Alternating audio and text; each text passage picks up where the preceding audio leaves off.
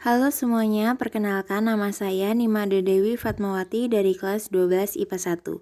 Di video kali ini saya akan menjelaskan materi informatika mengenai mengenal bahasa C. Selamat menonton! Poin pertama yaitu sejarah bahasa C.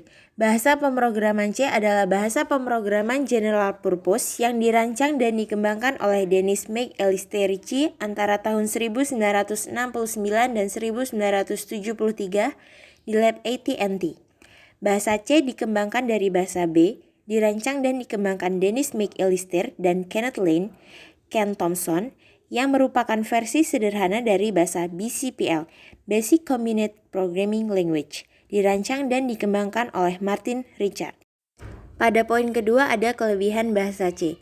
Kelebihan pertama yaitu tersedia hampir di semua jenis komputer. Komputer yang dimaksud adalah komputer mikro, makro, dan mini. Hal ini menjadi kelebihan karena bahasa ini menjadi bahasa yang awam digunakan dan proses mempelajarinya pun menjadi lebih mudah bagi sebagian pemrogram yang pemula. Kelebihan kedua ada bersifat portable dan fleksibel, yaitu bahasa dapat dikompil ulang agar berjalan di berbagai sistem operasi tanpa perlu mengubah kode-kode yang ada. Aplikasi yang dibuat di Windows dengan bahasa C dapat dipindahkan ke Linux dengan sedikit atau tanpa melakukan modifikasi.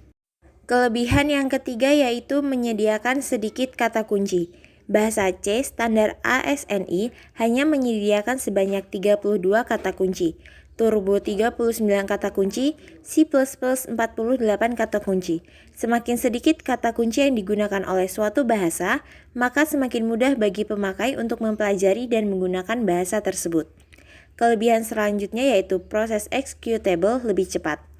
Bahasa C memiliki sedikit kata kunci, jadi hasil kompilasi program ini relatif cepat prosesnya dibandingkan dengan hasil dari bahasa lain, sehingga aplikasi yang dibuat dengan bahasa C menjadi lebih efisien dan kompetitif. Kelebihan yang kelima yaitu dukungan pustaka yang banyak. Telah disebutkan bahwa keandalan bahasa C dicapai dengan fungsi-fungsi pustakanya. Fungsi-fungsi pustaka ini disediakan oleh versi-versi bahasa C masing-masing atau dapat dibeli dari sumber yang lain. Ribuan fungsi-fungsi pustaka C telah tersedia di pasaran sampai sekarang, mulai dari fungsi pustaka yang sederhana sampai dengan yang rumit. Misalnya fungsi pustaka untuk membuat indeks dari file database menggunakan B-triples yang digunakan di DBase. Dukungan pustaka fungsi dan kelas yang cukup banyak ini memungkinkan pembuatan aplikasi makro. Kemudian selanjutnya, kelebihannya ada C adalah bahasa yang terstruktur. Bahasa C mempunyai struktur yang baik sehingga mudah untuk dipahami.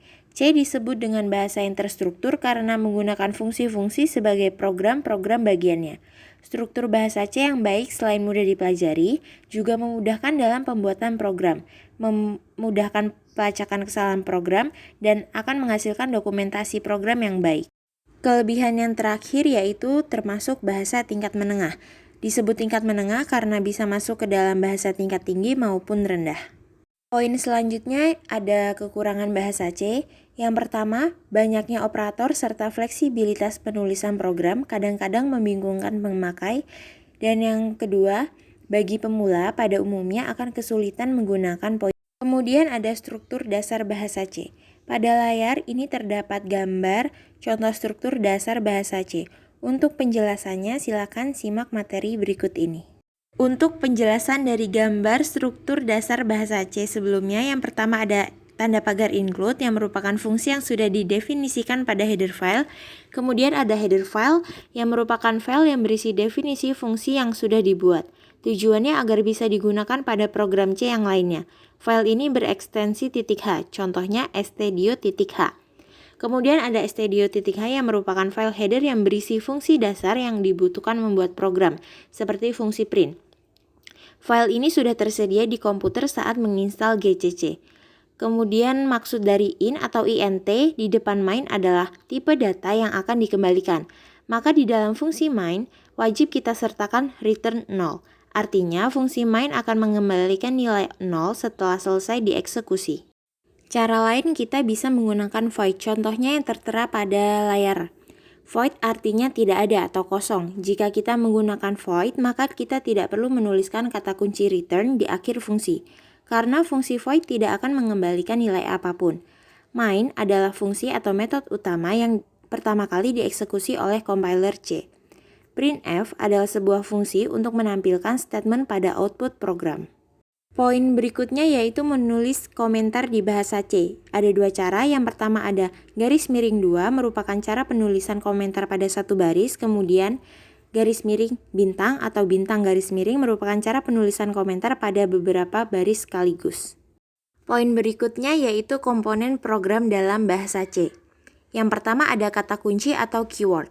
Kata kunci merupakan kata yang telah memiliki makna khusus yang tidak dapat diubah oleh pemrograman.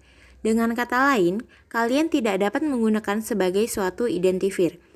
Terdapat 32 kata kunci standar pada bahasa C, yaitu ada double, in, struct, break, else, long, switch, case, 6, register, typedef, chart, extern, return, union, continue, for, cite, void, do, if, static, while, default, goto, size of, volatile, const, float, sort, dan unsigned.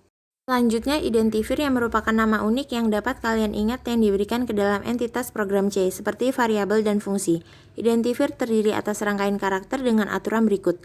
Tidak boleh sama dengan kata kunci dalam bahasa C, disusun dari kombinasi huruf, angka, dan underscore, harus dimulai dengan huruf, bersifat case sensitif atau sensitif terhadap huruf besar atau kecil. Dengan kata lain, sisi dan sisi akan dianggap sebagai dua identifier. Komponen yang terakhir yaitu tipe data. Komputer dapat mengolah data yang beragam. Pada dasarnya, data yang diolah oleh komputer, baik berupa numerik ataupun karakter, akan disimpan dalam bentuk biner. Oleh karena itu, nilai yang kalian masukkan ke dalam komputer pastilah akan disimpan dalam bentuk biner. Poin selanjutnya, tipe data dasar pada C. Ada chart yang merupakan tipe data yang berisi satu huruf atau satu karakter, integer tipe data yang berupa angka, float tipe data yang berupa bilangan pecahan, dan double tipe data yang sama seperti float namun memiliki ukuran penyimpanan yang lebih besar dibandingkan dengan float. Poin berikutnya yaitu variabel dan konstanta di bahasa C. Variabel merupakan sebuah identitas yang dapat menampung suatu nilai, penulisannya dapat dilihat di layar. Konstanta mirip dengan variabel tetapi tidak dapat diubah nilainya. Penulisan konstanta dilakukan sebelum metode main. Poin selanjutnya yaitu output di bahasa C. Yang pertama ada printf dalam kurung digunakan untuk menampilkan semua jenis output seperti numerik, karakter, atau teks.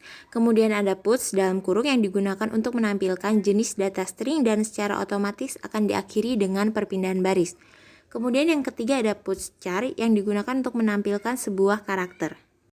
Untuk poin terakhir yaitu ada input di bahasa C. Yang pertama ada scanf untuk menginput data berupa data numerik, karakter, dan string, getch untuk menginput data bertipe karakter dan string, getch untuk membaca data karakter. Ketika input menggunakan fungsi ini, karakter tidak akan ditampilkan di layar sehingga sering digunakan untuk meminta inputan password. Kemudian ada getchar untuk menginput data bertipe karakter, kemudian ada getch untuk membaca data karakter, tetapi bedanya dengan getch, karakter yang diketikkan ditampilkan di layar. Sekian penyampaian materi informatika mengenal bahasa C dari saya, kurang lebihnya saya mohon maaf. Terima kasih.